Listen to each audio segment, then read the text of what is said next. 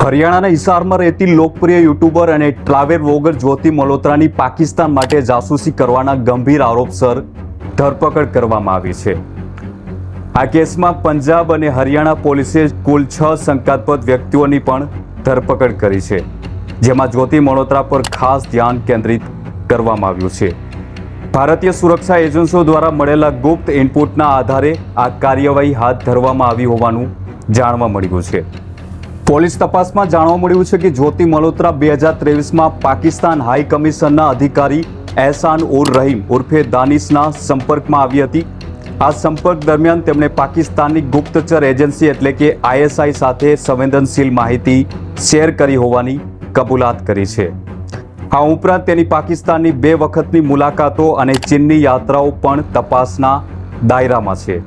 ખાસ કરીને પહેલગામમાં થયેલા આતંકવાદી હુમલાના 3 મહિના પહેલા જ્યોતિ શ્રીનગર અને પહેલગામની મુલાકાતે ગઈ હતી, જે તેની ગતિવિધિઓને વધુ શંકાસ્પદ બનાવે છે। જ્યોતિ મલ્હોત્રા પર ભારતના સૈન્ય અભિયાન ઓપરેશન સિંદૂર સાથે સંબંધિત ગુપ્ત માહિતી પાકિસ્તાની અધિકારીઓને પહોંચાડવાનો આરોપ છે।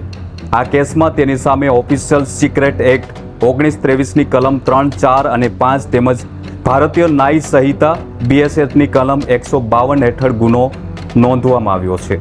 મિત્રો, કોર્ટે જ્યોતિ મલ્હોત્રાને 5 દિવસના પોલીસ રિમાન્ડ પર મોકલી છે અને પૂછપરછ દરમિયાન વધુ ખુલાસાઓની અપેક્ષા છે।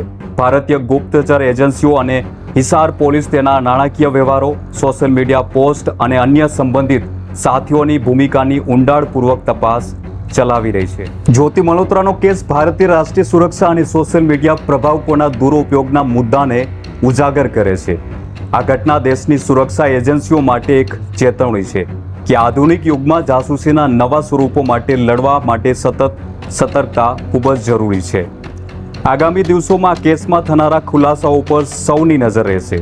આવા વધુ વિડીયો જોવા માટે અમારી ચેનલને સબસ્ક્રાઇબ કરવાનું ભૂલશો નહીં અને વિડીયો સારો લાગ્યો તો લાઇક શેર જરૂર કરજો અને તમારા મંતવ્ય કમેન્ટના માધ્યમથી જરૂર જણાવજો।